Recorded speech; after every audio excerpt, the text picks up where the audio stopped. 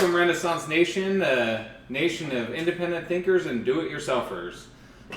Today I'm going to walk you through what has elevated I'd say the last 6 months of our business. We decided that we were going to do ramen sometime last year, and we Googled the crap out of it. We found a bunch of recipes. We kind of combined things we liked and things we didn't like. And today I am here to present to you what has worked for me in the last 8 months of business. And then hopefully you can make this at home, or if you're an entrepreneur and you want to implement this in your business, by all means, knock yourself out, have fun. We are going to make ramen, and what I mean by ramen is, when people hear ramen, a lot of people say, you mean that 15-cent packaged crap that I can get at Walmart or Safeway or Fred Meyer or insert grocery store here? Bad. No. None of that. I'd slap you in the nose if you said that. Ramen, yes, it is popularized by your typical college staple of fried noodles and water and magic flavoring. That's not what this is. This is your wonderful, delicious, savory, springy noodles and a wonderful broth accompanied by braised pork or sliced beef, onions. Fried onions are the best, by the way. Get some fried onions, mushrooms, all that jazz. Okay, so I'm here to show you about ramen. The first thing you need to do before you decide to go pull out the 50-pound bag of flour and start making your ramen, you got to make sodium carbonate. What is sodium carbonate? I'm glad you asked. Thank you, random person on the internet. Sodium carbonate is basically removing one of the oxygen atoms, or I'm sorry, one of the carbon atoms from baking soda. Baking soda is sodium bicarbonate, and it is designed for a bunch of things, mainly mixing with vinegar and making volcanoes.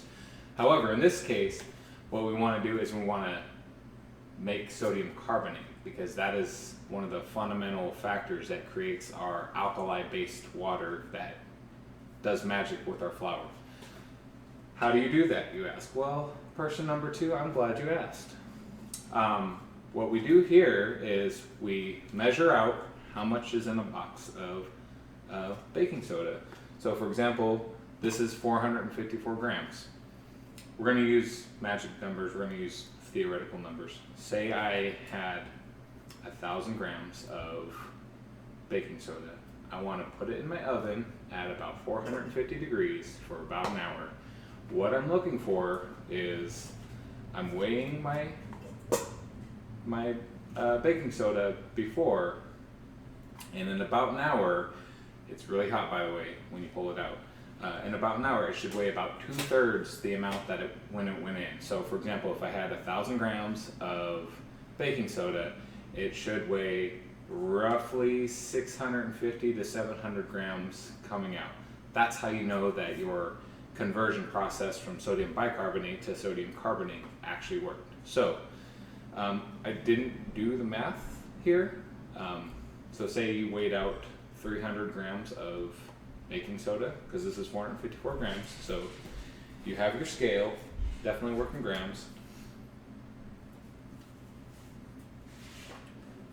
Put your baking soda on the scale, and be sure before you do this, put your whatever you're putting your baking soda in, put it in here, zero it out. Zero. All right. Pour your baking soda in, try to get 300 grams, throw it in the oven preheated at 450 degrees, pull it out an hour, and it should be roughly 200 grams that you'd have in there. Okay, at that point you have sodium carbonate, and you can progress with the rest of this video.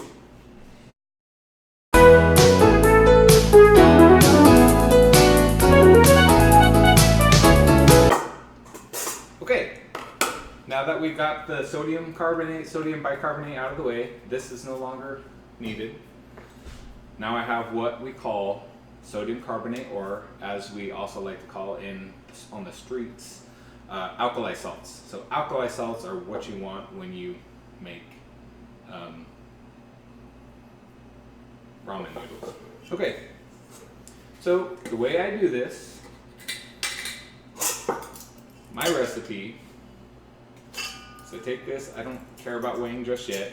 What I'm gonna do is I'm gonna take 3 teaspoons of my newly made sodium carbonate. 1, 2, 3, and always keep the lid on because you want to protect this from being getting water in it, because it doesn't work very well if you do. 3 teaspoons sodium carbonate, 1 cup of water. Ding, wrong one.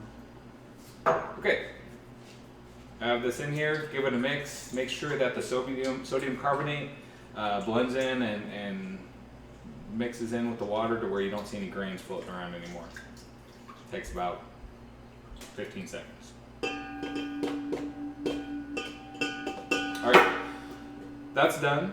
Now you have what's called lye water, as they will. It's not corrosive like actual lye or sodium hydroxide. It's not that at all. So this is ready to take our flour in.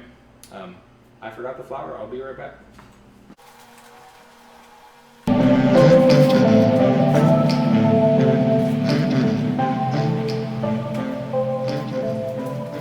Okay, I'm back. Hey, all right. Okay, this is the point where I added my 3 teaspoons of alkali salts, sodium carbonate that we made. I added my cup of water. Now we want to weigh 480-ish, 490-ish grams of high gluten all-purpose flour. Before you go asking questions about the flour, person number 3, it really doesn't matter what you use as long as it's not bleached or anything like that. I usually get unbleached high gluten flour because everybody loves gluten. It's delicious and it's good for you. Yeah. Okay, what I do here, zero out my scale, making sure you're working with 0 after the water and the sodium carbonate's in there. Okay, so now I'm weighing out 480 grams-ish of flour. 160. And just so you guys know, it's almost half a kilo, which is 1 point something pounds if your scale doesn't have a gram scale, which is absurd and unorthodox for those of you in the baking world or cooking world.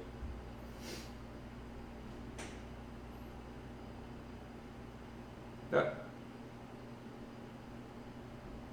Okay, I'm at 486. That's good for me. 486 grams entered, put in. All right. Now we don't need our scale anymore. The only thing we use our scale for is to weigh out the flour. And you could do that beforehand if you were a good planner, but I didn't do that today. Deal with it. All right, got my flour, got my water, got my alkali salts. At this point, I'm gonna mix it. And the thing with all flours, if you've ever done baking and you've ever screwed it up like I have multiple times, you will learn the hard way that anything made with flour needs a good 30-minute rest.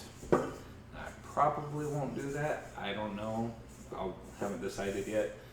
But if you give your flour-based concoction a 30-minute rest, you get a more consistent product. So, especially with doughs, right now when you mix this, it's awfully dry. So you can kind of see it. It's really like dry. You know, I haven't really mixed it in. It hasn't hydrated the flour just yet. But that's kind of the beauty of the resting process, is it allows you to, like your flour to absorb all the water and really incorporate itself and be as sticky and doughy as it needs to be.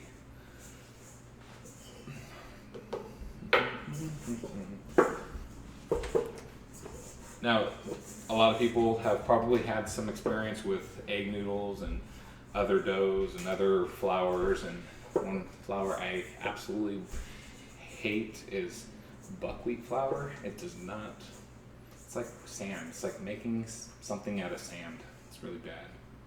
But it's good for those of you that are gluten free and doing that whole diet thing or lifestyle or whatever is less offensive. I don't know. not trying to make enemies today. I have tried for those folks that really like gluten free stuff, and I found that rice noodles are best, but rice noodles, buckwheat noodles, those are all super hard to do. It's an art. It's an art. It's a science that's more of an art than a science, as Rick would say. Okay, so just kind of mulling through this process here. I mixed my flour, my water, and my alkali salts, and I basically have a big dough of flour, a big ball of dough. All right. So what I do here, this right here will serve about 4 to 6 bowls. When I do this at the bar here when we make our dinner, I weigh out about 120-ish, 140 grams of noodles, and that makes a bowl, and I can get about 5 or 6 orders out of this particular batch. So how I make this into noodles at this point is I will cut it down the middle and make 2 separate doughs.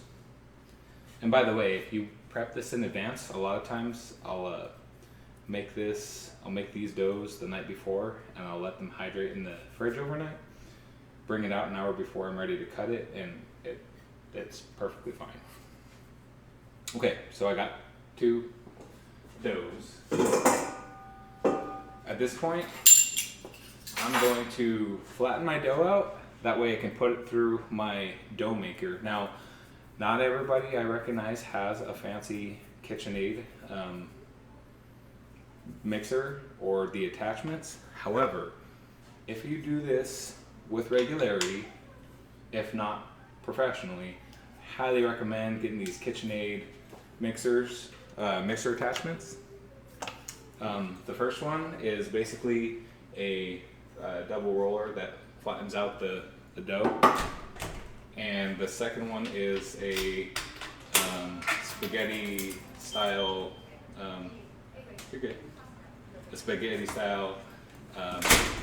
maker or whatever. Alright, so what I do is I start with my double roller. You can get a noodle maker at your local hardware store or wherever for about $30, and it's wonderful. It is hand cranked, but this is super easy to do if you're not really invested in noodle making. Get one of those. This is probably going to be a once a month, once every 2 months.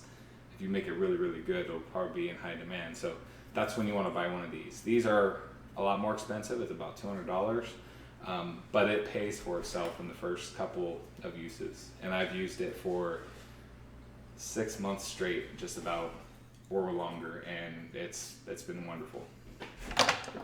So what I do is take my dough that we cut in half, and I'll roll it out with my pen, my French pen, because French is fancy. And what we're doing here is we're really just flattening this out to where we can get it through our rollers. So I will flatten this out. I frankly don't care how thin or thick it is, as long as it's thin enough.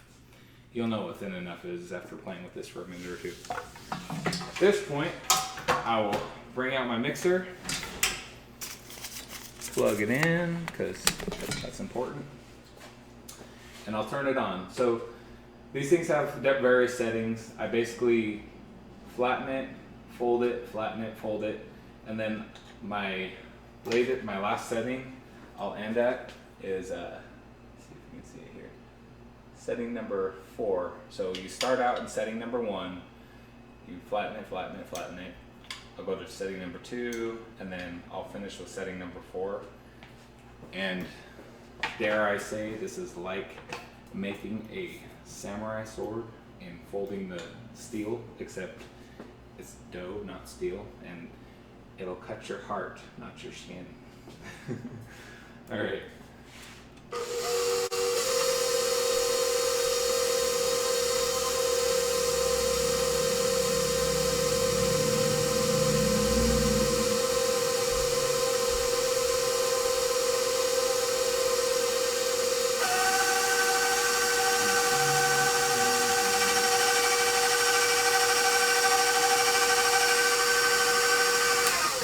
Okay, at this point I've folded it once. If you're a perfectionist, do not even consider what this looks like. It doesn't matter how beautiful or unbeautiful it looks. You're just folding it and ironing it out, essentially. Rolling it out, folding it, rolling it out. So I'm doing my first fold.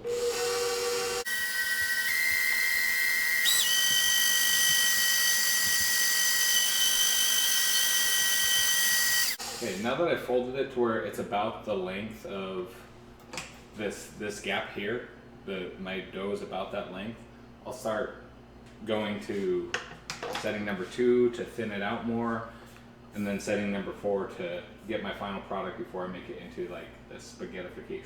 So, moving on.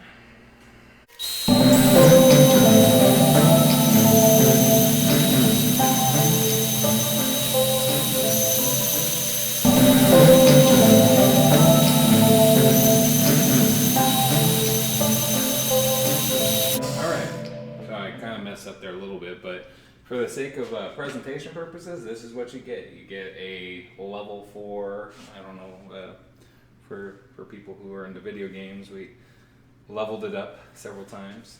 So we got a nice solid layer of dough. Now what to do? We can throw this into soup and eat it now. We could, but from a texture standpoint, we want to make it more like spaghetti. So that is where our spaghetti attachment comes in. So, like I said, it'll give a cool little spaghetti-like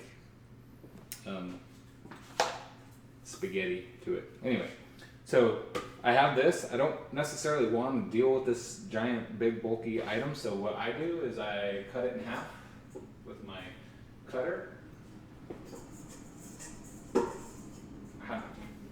So basically, I'll fold it in half.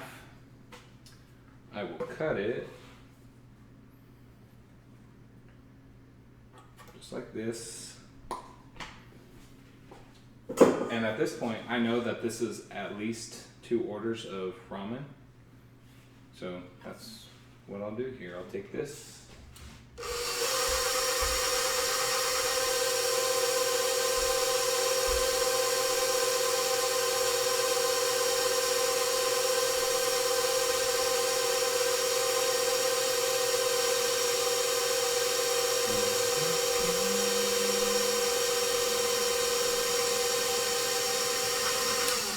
Okay, and just to see the difference here, I have my lovely spaghetti-like noodles, my Japanese ramen-ish noodles, and then this is what it was before that.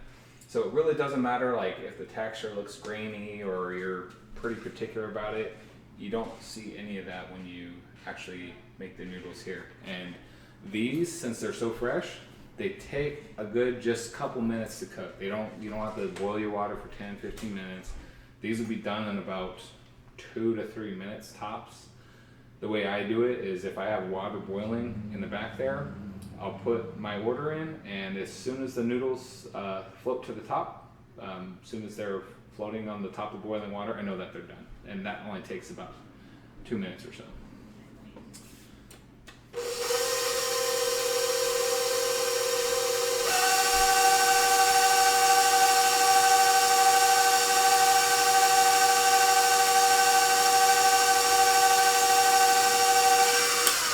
Bam, you just fed a family of 5 or 6 with noodles, with just a little bit of flour and our sodium carbonate we talked about, and our water, and that's it. That's all that's in these noodles.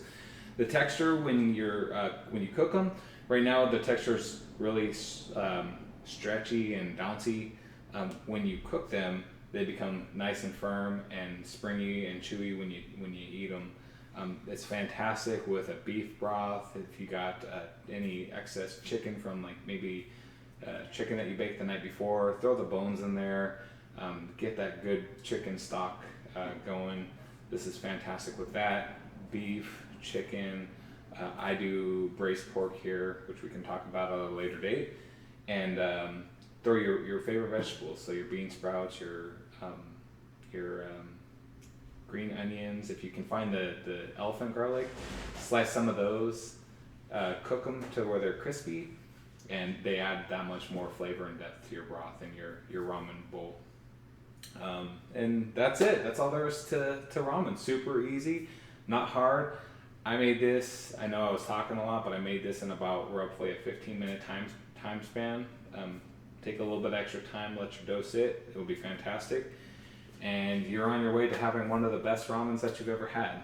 And you cooked it. So thanks everybody for joining, and I'll see you next time.